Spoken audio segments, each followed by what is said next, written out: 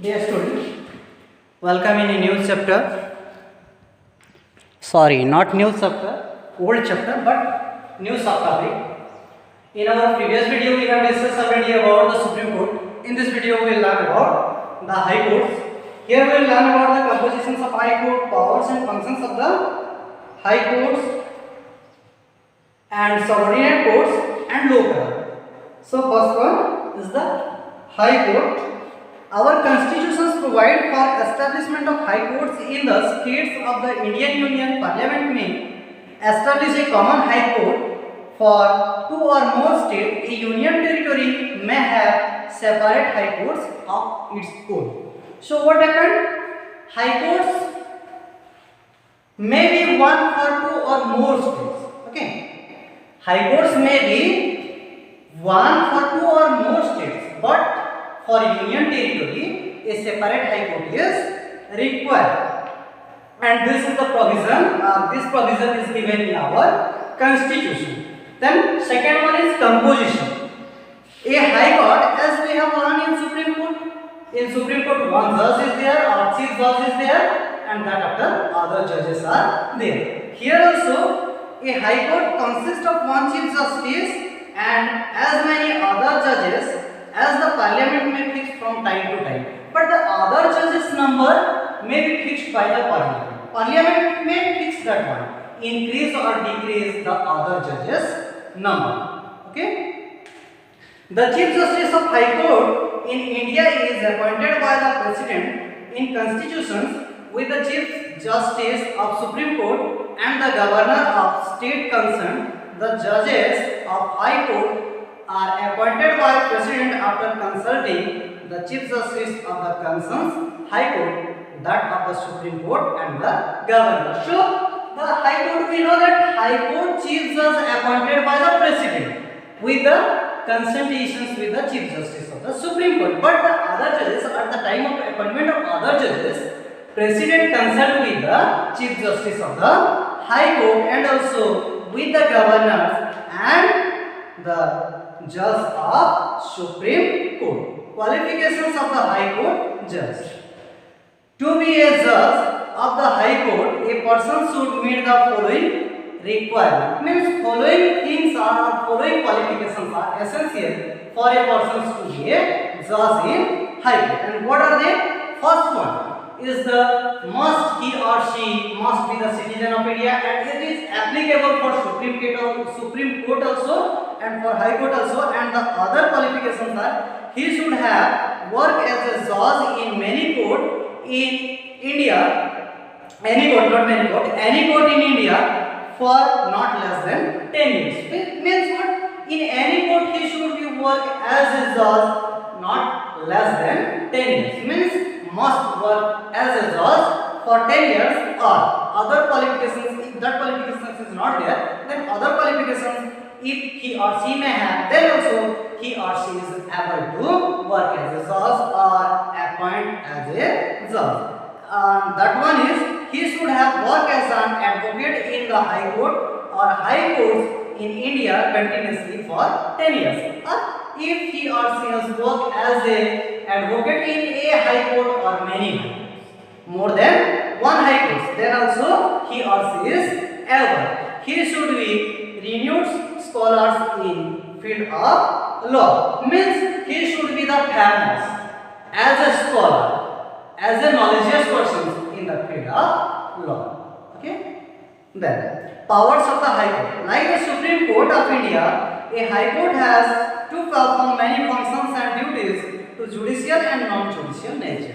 Means two kinds of powers is exercising. First one is judicial and another one is non-judicial. So original jurisdictions and second one is given appellate jurisdictions.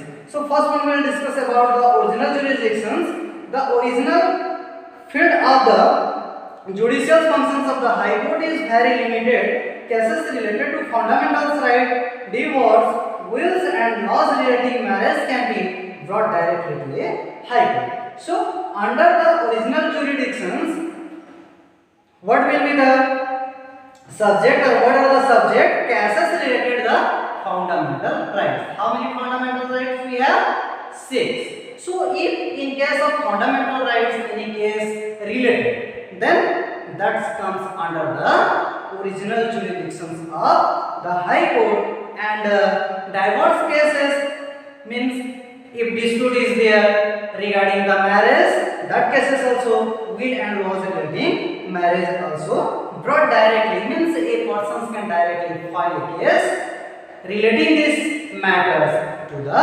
High Court. Then appellate jurisdictions, appeals in civil and criminal cases are made to the High Courts against the decision of the subordinate courts. Means when the subordinate court give the decisions regarding any matters and the person is not satisfied, then he can or she can apply in the High Court, and that one is known as the appellate jurisdictions. The High Court supervises the functions of all the subordinate court in the state. It can also transfer a case from a subordinate court to itself or another subordinate court if a necessary arise. It can also examine their record. So what happened? The High Court supervises the functions of all the subordinate court or the lower courts that are in each and every district. He can supervise that one, or if the High Court is thinking that that case can be decided in other subordinate court or in the High Court, then directly the directly High Court transfer that case to the High Court or to any other courts. Then another one given reads, the Supreme Court and the High Courts protect the fundamental rights from being eroded or violated.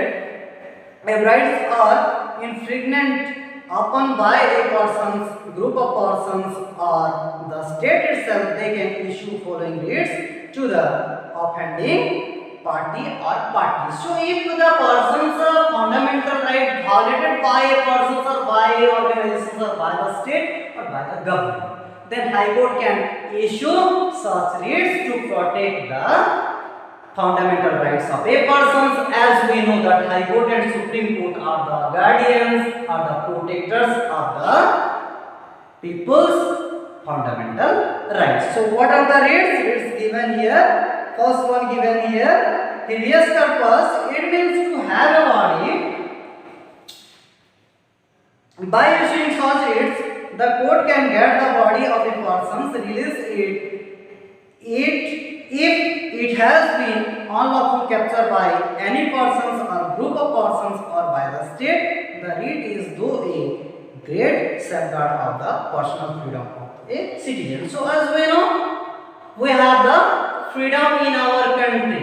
As we are living in democratic country, we have the freedom. If any person is captured by any organization or by any person unlawfully, then the High Court can issue the writs to provide or to safeguard that person's personal freedom, and that writs known as the habeas corpus. Then second one is prohibition. Such type of writ is an order from a superior court, the Supreme Court or a High Court, to an inferior court to stop proceeding in a case which it, in the opinion of higher court, might be contemplating to it access of its jurisdiction. If the things come in the eyes of High Court that the subordinate court is exercising power more than its jurisdictions, then the High Court issued the writs of prohibition. Then another one given certiorari, the writ is issued by a superior court to a judicial or quasi-judicial authorities in order to quash its order or decision. The difference between the prohibitions and certiorari is that while a former is issued when the certain proceedings are still going on, the latter is issued when the order has already been passed. So this is the third that issued by the High Court, and this is the writ that related or writ or order by which a High Court review a case tried in a lower court. Means through this writs, the the High Court can review the decisions of the lower courts. Then second one, fourth one is mandamus. It literally means we command. This writ is though a sort of command from a superior court to subordinate court or an administrative authority in case they refuse to exercise their jurisdictions and fail to perform their duty. If the subordinate court fail to perform their duty or fail to do their duty, then the High Court can issue the writs, and that one is known as the mandamus. Then another one is, or fifth one is, quo warranto. Such a type of writ is issued by a court to public servant to inquire into the legality of his holding public office and to urge him. If his claim is not well founded, then this writ prevent an unlawful claimant from holding a superior public officer. So last one, quo warranto, is the writs that issue regarding the matters of public servant. If public servant are not doing their work lawfully, then it is the rights of the High Court or powers of the High Court to issue a writ to inquire the works of the civil servant or the public servant. Then another one is subordinate court.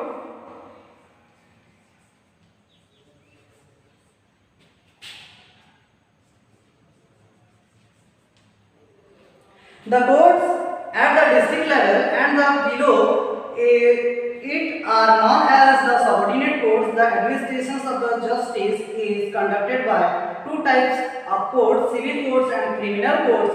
The civil courts are those which decided case pertaining to money, contracts or laws. So subordinate courts are the courts which are situated or which are established in the level of district, and they also conducted by two types of court. First one is the civil court and second one is the criminal court. So the civil court are those which decided the cases pertaining of money or threatening of money, and another one is contracts and the laws. That cases belongs to the civil courts, and when the district judge deal with criminal cases, he is known as the session judge. So which judge deal with the criminal cases, that judge known as the which name? That judge known as the session judge. Okay. Then subordinate courts here chart also given. Last one is the Lok Adalat. As Lok is given, Lok means the people. Lok means the people. When the people sit together or people sit and decide regarding any matters, that one is known as the Lok Adalat. Lok Adalat means the people's court. The court that take the decisions with the help of the people or by the peoples. In the locality or in lower level, that one is known as the Lok Adalat. The Lok Adalat is voluntary forum which settles dispute between the conflicting groups. These Lok Adalats have proved very effective in proving speedy justice to people. They provide justice without much expenditure. The first Lok Adalat was organized at Junagadh in Gujarat in October 1982. So Lok Adalat is the Adalat or the court of the people. There the people are sitting and settling the disputes voluntarily. The Lok Adalat have proved very effective in proving the speedy justice to the people. And we know that if a person can file a case in court, it takes a long time. It takes a long time. After long time, the persons can get the justice. But in case of Lok Adalat, it gives very quickly the decisions by the peoples, those who are sitting for the settlement or those who are sitting for the justice. And first Lok Adalat was organized at Junagadh in Gujarat in the month of October 1982. The work of Lok Adalat is managed by retired judicial officers. The disputing parties are encouraged to settle their dispute